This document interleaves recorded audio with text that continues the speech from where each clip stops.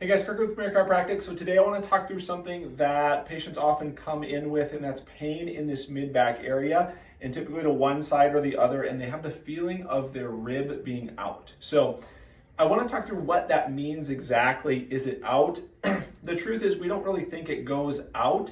Although if there's any place in the body where like you have that feeling of it being out, it's this. Because if anyone's had this, it really is a feeling of like it's almost popped posterior or back.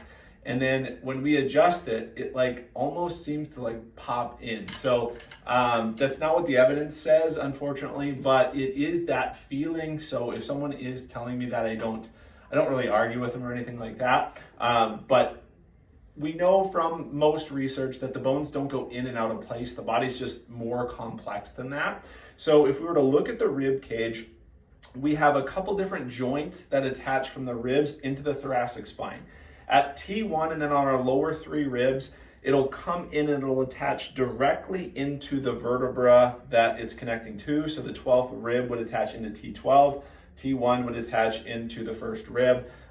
So those ones are going to be like that. And then the mid-thoracic spine, it's going to attach to the vertebra both above and below. And then it's going to attach to the transverse process of that corresponding vertebra as well.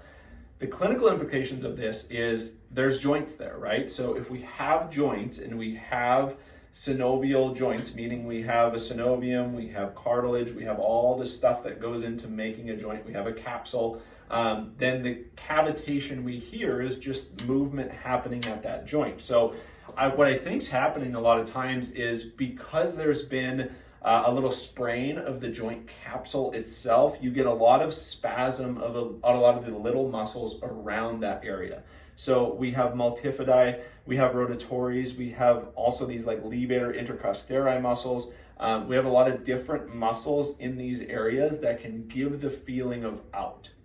So it's not necessarily that the bone, if you look at that joint, like it wouldn't come back like that. That would, it just wouldn't do that, right? Due to the anatomy, but you will get like a lot of spasm in those muscles in and around that area. And then when we adjust it, when we do soft tissue, when we work through some good ranges of motion, when we restore that with exercise, you're going to notice that like that feeling of out is gone. But did we pop it back in? Probably not, but we restored normal motion to the joint, and that allows you to start to exercise in the right way.